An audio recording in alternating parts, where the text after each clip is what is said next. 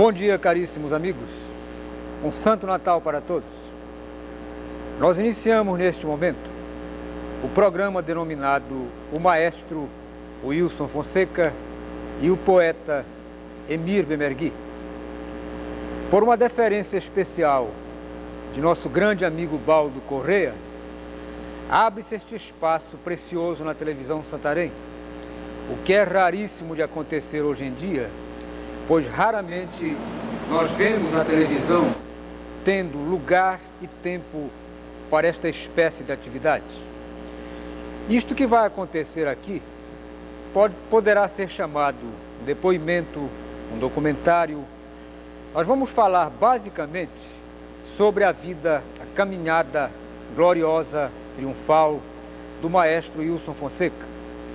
Mas como a existência dele e a minha, ambas correm paralelas, simultaneamente nós estaremos também abordando alguma coisa do pouquinho que eu tenho feito no terreno da música, da poesia, geralmente em parceria com o maestro Isoca e ocasionalmente sozinho. Então, sem maiores rodeios, vamos diretamente ao que interessa. E eu começo perguntando ao maestro Isoca de onde ele veio, quem ele é. Pode parecer uma indagação absurda, mas eu e os nossos telespectadores gostaríamos de saber as suas origens familiares, musicais, etc.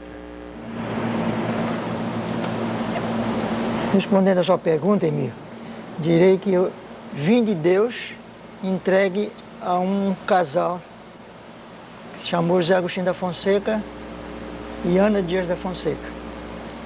E nesse casal eu fui criado num regime cristão e dentro da arte que era praticada pelo meu pai aqui em Santarém.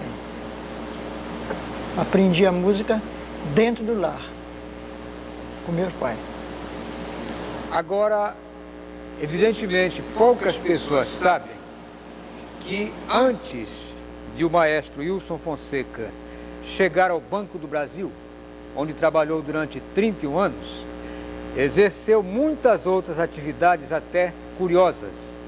Eu prefiro que o meu caríssimo compadre diga quais foram algumas dentre essas atividades. As atividades que eu tive, vamos enumerar assim, praticamente em série.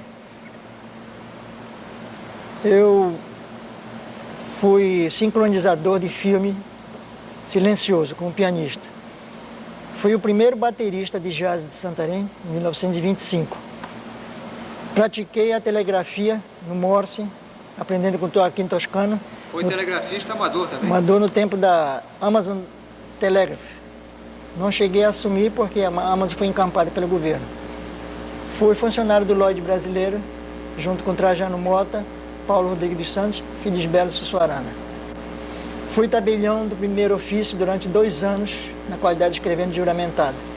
Fui funcionário do Correio por 2 anos. Fui administrador do Trapiche durante 2 meses, na gestão de João Nogueira da Silva. Fui observador meteorológico, a pedido de Jonathan de Almeida e Silva, que era o administrador. Fui tabuleteiro de cinema, fazia a redação do propaganda dos filmes e pintava as tabuletas também. Pintava as tabuletas também publicitárias. Funcionário do Banco do Brasil, já a partir de 1941. Mas até onde eu sei, ainda falta uma atividade na relação. Você foi também contabilista de firmas comerciais? Foi, da firma Vicente Malheiros e da firma J. Duarte, de 4 firmas que ele possuía. Eu era uma espécie de centralizador de todo o movimento das 4 firmas que ele tinha na cidade durante 2 anos. Eu fui administrador. E fui na firma de Geraldo Alho também. Geraldo Alho durante 3 anos, como contabilista, prático. Eu entendo que antes de ser o homem dos 7 instrumentos musicais, você foi também o homem das 7, 8 ou 10 atividades diversificadas.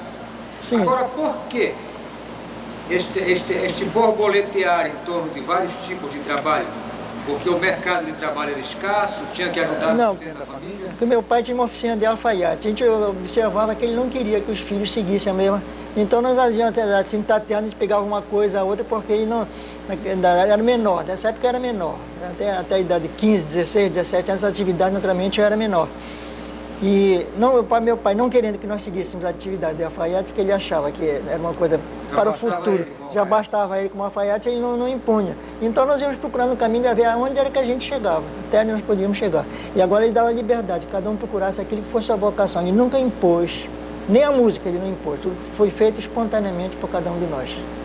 Agora, uma pergunta que me ocorre no momento: se por um acaso não tivesse havido aquele concurso do Banco do Brasil, que passou em primeiro lugar, assumiu o emprego, já pensou alguma vez qual teria sido o seu destino profissional na vida? Teria se fixado em algum tipo de... que tipo de atividade, provavelmente? Olha, todas essas merecidas. A minha entrada no Banco do Brasil se deu num período de 24 horas. A minha decisão de entrar no Banco do Brasil. Porque eu era escrevente juramentado do cartório do primeiro ofício, que foi ocupado pelo Basílio. E como naquele tempo havia uma espécie de sucessão, o Zé Matos disse: olha, fica aqui porque com a minha morte será meu substituto, desde que tu garantas com a tua honestidade e com o teu trabalho aqui. Quer dizer, ele havia a promessa de que eu ficaria como substituto do cartório. É provável que você tivesse sido tabelião durante o resto da vida. Sem querer tirar o Basílio da jogada, porque esse tempo o Basílio, quando eu trabalhei no cartório, o Basílio Sirotou tinha mais ou menos 5, 6 anos de idade, ele era rapazinho. Interessante. Poderia ser cartorário. Bem, as origens, o essencial sobre as origens do maestro Wilson Fonseca já foi resumido aqui.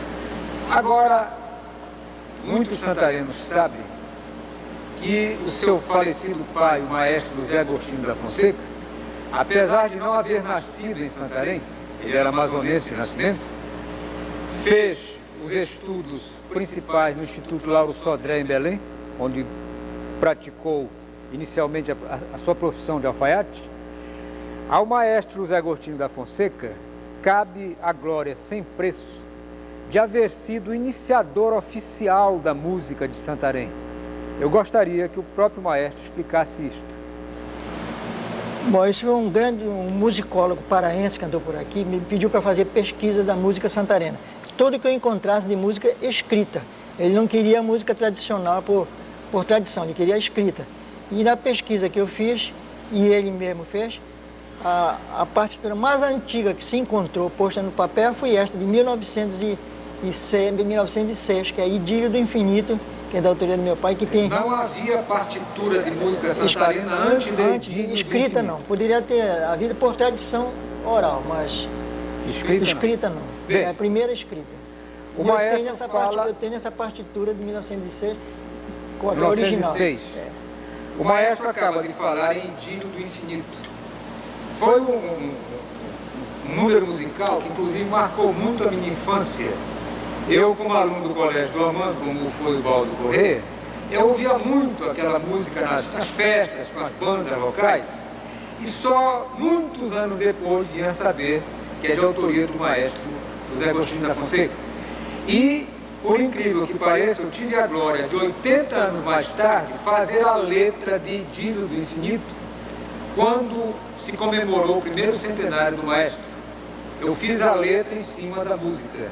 Então eu gostaria que, como primeiro número musical, o maestro Isoca toque ao piano a primeira composição legitimamente santarena, que foi Idílio do Infinito. Bom, eu vou tocar no original, porque a música que você ouviu, o doutor Ubaldo ouviu, a maioria de Santarém ouviram, já foi um arranjo meu feito para banda de música, em ritmo de dobrado. E muita gente, quando ouve essa música, se lembra imediatamente da que foi feita, que se tocava nas passeatas, que foi feita, quer dizer, a música de César eu fiz em 1941, já em ritmo de dobrado, até houve nós passamos tocando, puxando a congregação mariana, lá na 15 de agosto, meu pai morava lá, estava na janela, quando ele ouviu esta música tocada em ritmo de dobrado, 25 anos depois dela ser composta, ele me chamou e perguntou: então arranjaste aquilo? Eu peguei aqui, como quiser dizer, se é um plágio, uma música muito arranjada. Você disse, um caderno seu, que era da Dona Lena, e o seu Joaquim Toscano. Eu encontrei essa música lá com data de 1912, mas dizendo que ela era de 1906. E aí eu transformei em dobrado e ele então se popularizou até hoje, ainda se toca. E o ritmo dela era mais lento. Era time Era em shots. Vai tocar então com o ritmo Um ritmo original.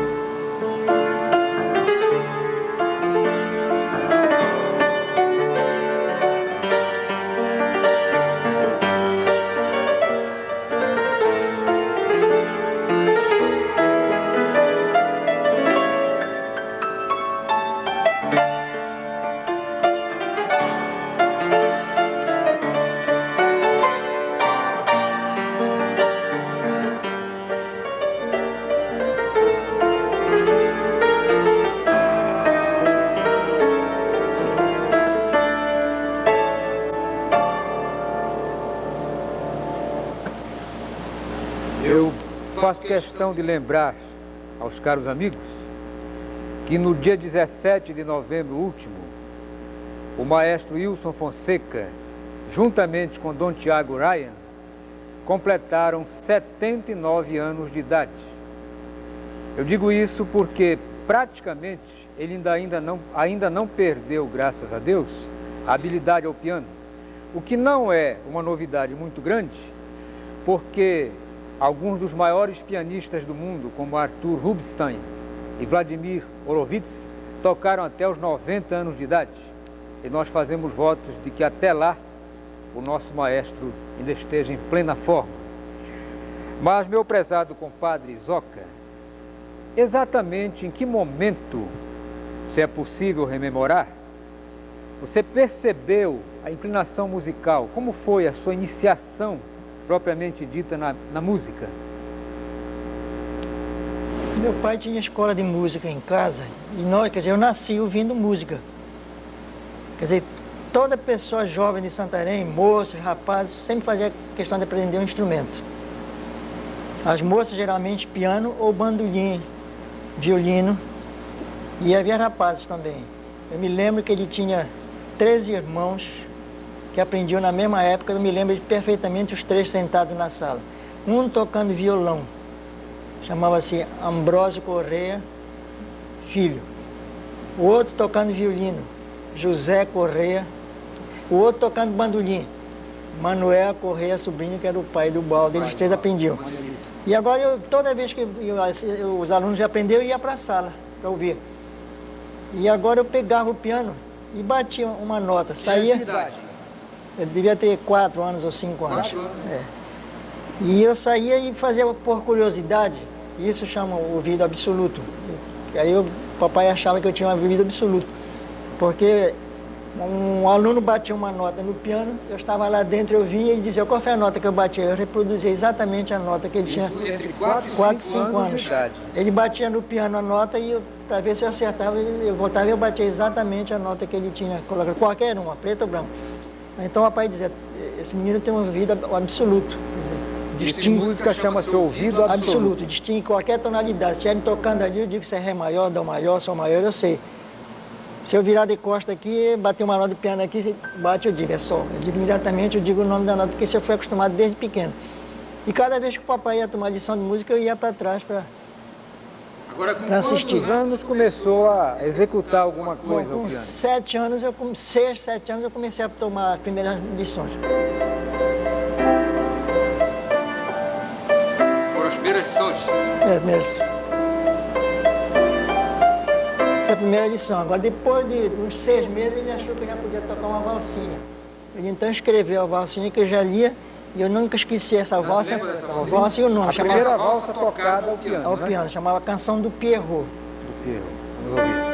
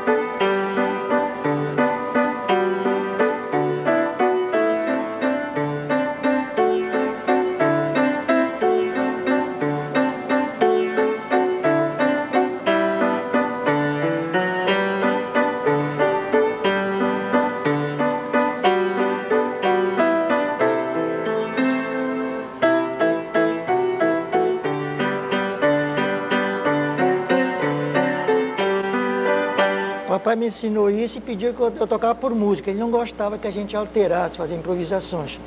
E quando foi um dia ele ouviu, eu estava tocando assim.